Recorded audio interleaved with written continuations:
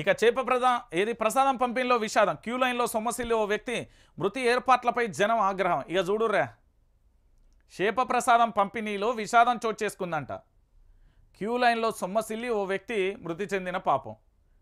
నేను అందుకే చెప్తా ఉన్నా, ప్రభుత్వం అనేది పరిపాలన చేయొస్తే కదా. ఇప్పుడు మీకు ఒక ఫోటో చూపెడతా.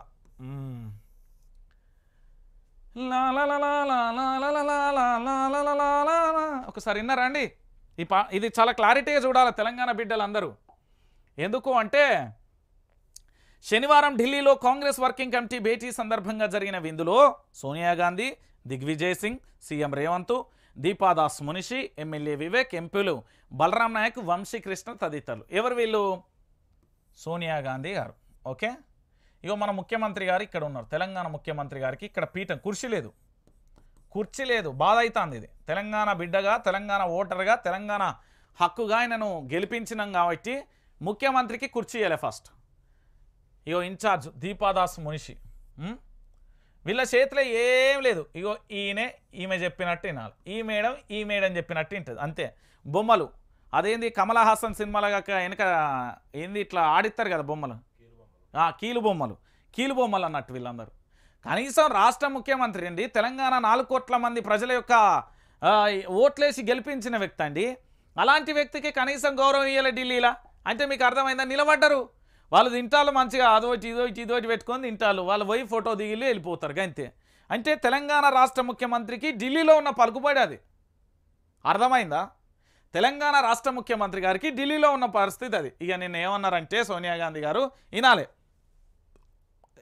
రేవంత్ జీ తక్కువ సీట్లు ఎందుకు వచ్చినాయి? 12 ఎంపీ సీట్లు ఆశించినాం, తెలంగాణపై నమ్మకం పెట్టుకున్నాం, ఫలితాలతో నిరాశ చెందినాం. ఎంపీ రిజల్ట్స్పై రేవంత్తో సోనియా, కాంగ్రెస్ అధినేత్రితో సీఎం భేటీ, ప్రభుత్వ పనితీరుపై వివరణ, రాష్ట్ర కేబినెట్ విస్తరణ, టీపీసీసీ చీఫ్పై కొత్త చర్చ అంటూ కూడా ప్రధానమైన చర్చ జరిగింది. మీకు ఇంకా తెలంగాణ భాషలో, ఇంకా తెలంగాణలో తెలుగులో చెప్పాలంటే మీకు ఒకటే మాట చెప్తా.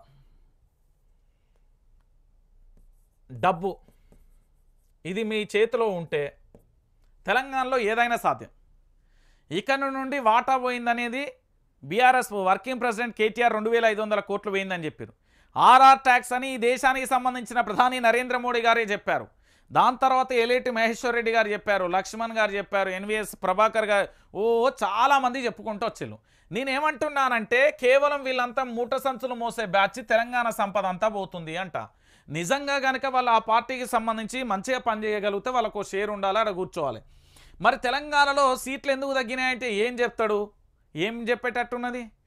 ఏం చెప్పేటట్టు ఉంది, ఏం వినేటట్టు ఉన్నది, గంతే ఉన్నది తెలంగాణలో కాంగ్రెస్ పరిస్థితి. రేపు భవిష్యత్తులో ఘోరాతి ఘోరమైన 5 ఏళ్ళు మాత్రం మీరు ఖచ్చితంగా ఉండాలి. మీరు పోతా అన్న నేను ఒప్పుకోను, ఉండనిస్తాం మిమ్మల్ని. దానికోసం ఏ వీడియోలు ఏమైనా ఎత్తా, కానీ మీరు 5 ఏళ్ళు ఉండాలి. ఎందుకు తెలుసా? తెలవాలి, తెలంగాణ ప్రాంత బిడ్డలకు కూడా తెలవాలి. ఆంధ్ర పెత్తందారి వ్యవస్థ వస్తే మనం ఎట్లా అడ్డుకున్నాం? 2018వ సంవత్సరంలో మన తెలంగాణలో అధికారాన్ని కూల్చేయడానికి ఆనాటి బీజేపీ ఏం చేసింది, ఎలాంటి కుట్రలు చేసింది, కేసీఆర్ను ఎట్లా బెదిరించింది, వాళ్ళ బిడ్డను ఎంత విధంగా మానసికంగా వేదనకు పెట్టింది, ఇవన్నీ అర్థం కాదు కదా. ఇప్పుడు తెర ముందు జరిగేది మాత్రమే ఇక్కడ నేను వార్తలు చదువుతున్నా, దీన్ని మాత్రం తెర వెనక కష్టాలు ఎవరికి తెలితే గోషియానికి ఎవరికి తెలియదు. అది మనకు తెలుసు కదా. నేనేమంటున్నానంటే వీళ్ళు ఖచ్చితంగా 5 ఏళ్ళు ఉంటే తెలంగాణ ప్రజలకు కూడా ఇక మళ్ళీ ఇసిరి కొడితే నేను చెప్తున్నా కదా, తంతపోయి తాడి చెట్టు ఎక్కుతా అంటారు కదా, వీళ్ళు ఎక్కడనో పడతారు. అట్లనే ఉంటుంది 5 ఏళ్ల తర్వాత పరిస్థితి. చూడు, అనుభవించాలి. ఆల్రెడీ చంద్రబాబు గెలిచిండు, పెత్తనం మొదలైంది. ఎందుకంటే మన మీద కేసులు వేసిన వ్యక్తినే మనకు సలహాదారుగా నియమించుకున్న అద్భుతమైన ఘనత బహుశా భారతదేశంలో ఉన్న ఏ రాష్ట్రాలలో చూడలేదు, తెలంగాణ రాష్ట్రంలో చూస్తున్నా. ఓహో సూపర్, తెలంగాణ రాష్ట్రానికి సంబంధించిన ఇంత అద్భుతమైన ముఖ్యమంత్రిని కోరుకున్న తెలంగాణ యావత్తు సమాజానికి కూడా కృతజ్ఞతలు. ఢిల్లీలో కనీసం మన ముఖ్యమంత్రికి కూర్చేయలేని పరిస్థితి. సీట్లు ఎందుకు తగ్గినాయని అడుగుతున్నారు కదా, అది కూర్చోబెట్టి మన తెలంగాణ ఇంటికత్తే మనం ఏమంటాం?